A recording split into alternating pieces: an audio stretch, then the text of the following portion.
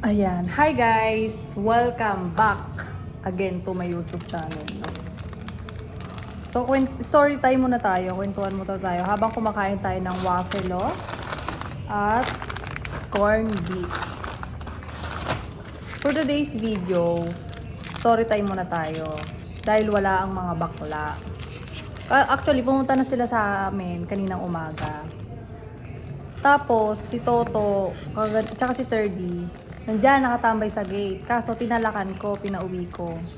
Ang mga bakla ay pinagpapahinga ko ngayon. Para nga, mag-good shot sila sa mga magulang nila. Ngayon, itong mga bakla, pag-gala-gala, syempre, ang akala ng mga magulang, ako ang kasama. Ako ang, syempre, ako yung i-chat, ako yung pagagalitan or madadawit yung pangalan ko, di ba? Paano nga ba nakilala yung mga yan? Dahil nga kay Terdy. Si Terdy kasi laging nasa bahay. Bata pa lang yan, lagi na namin sinasama yan pag may birthday, yan, lagi na pinapakain. Pero, yun nga lang, nung una, hindi pinapayagan si Terdy na kung halimbawa, duty, syempre, pag may duty naman, bibigyan ko naman siya ng pera.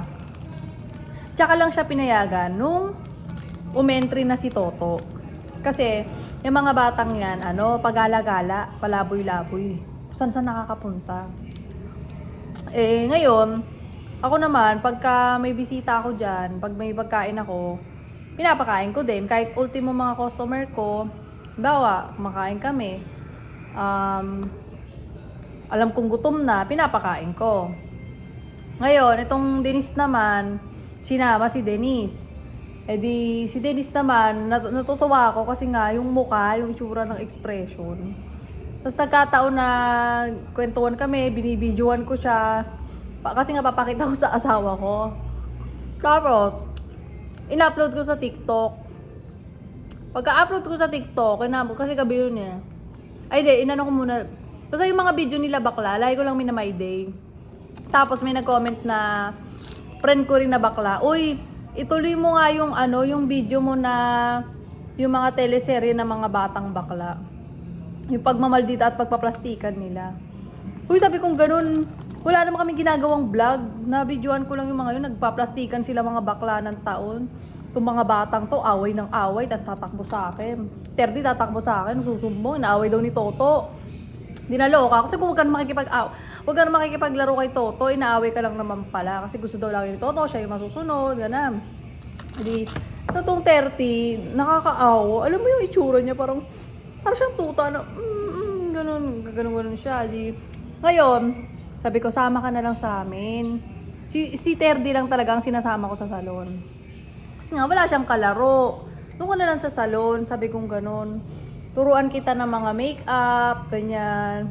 Tapos, itong mga bakla, sumunod. Nakita kami, naka-tricycle. Sumunod ang mga bakla. May dalang volleyball. Ngayon, si Denise, iniwanan nila dun.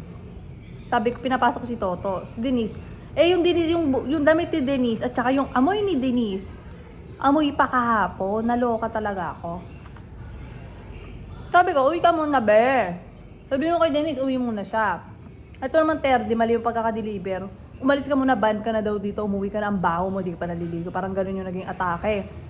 Itong bakla na hurt. So, ilang araw hindi nagpakita sa akin si bakla. Nung nagkita kami, naglalakad ako doon sa creek. Nung kasi ako nadaan sa creek.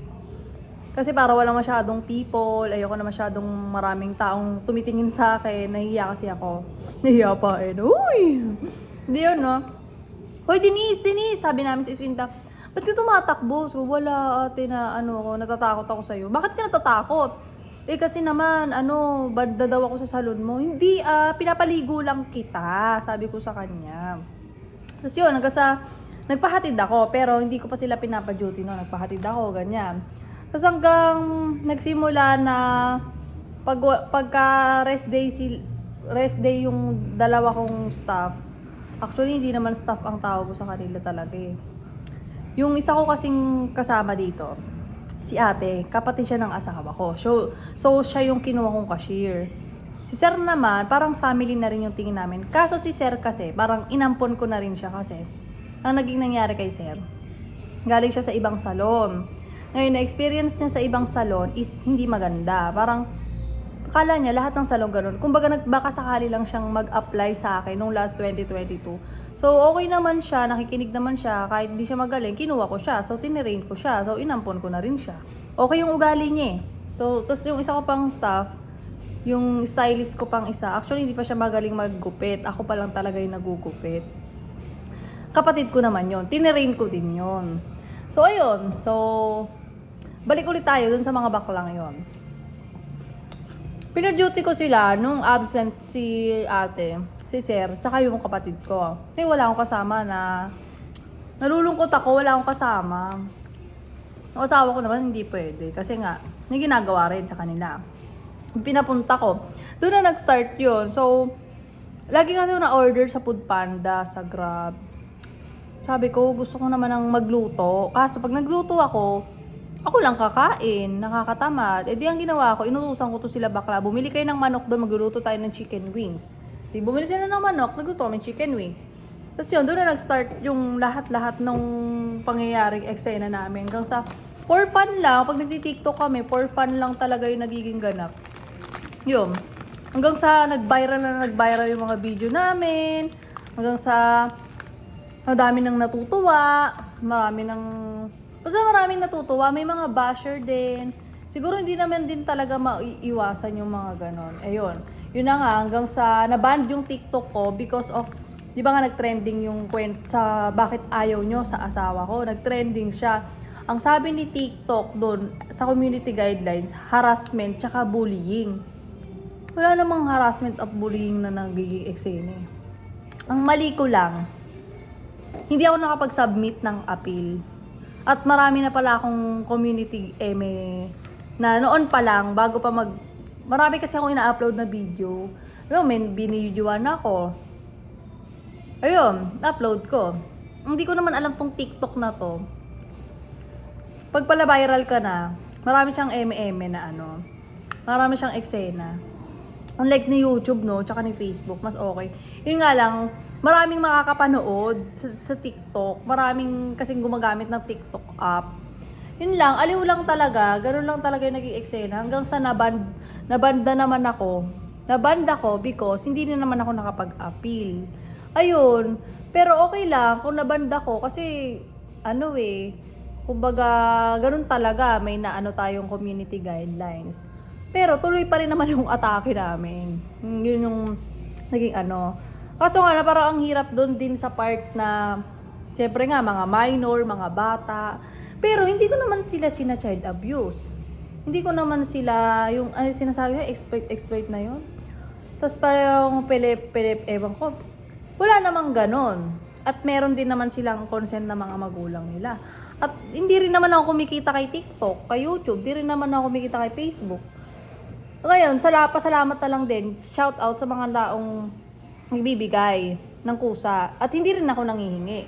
Ewan ko, ba't nagpapadala sila ng ganun? Pero, syempre, pasalamat kami. Sobrang pasalamat kami. Kasi yung pinapuputro namin, pera ko yun. Pera ng kinita ko sa salon. Yun. Halimbawa, kumota ako, nabayaran ko na agad yung mga dapat bayaran. Kasino ba naman yung, tara, food trip tayo.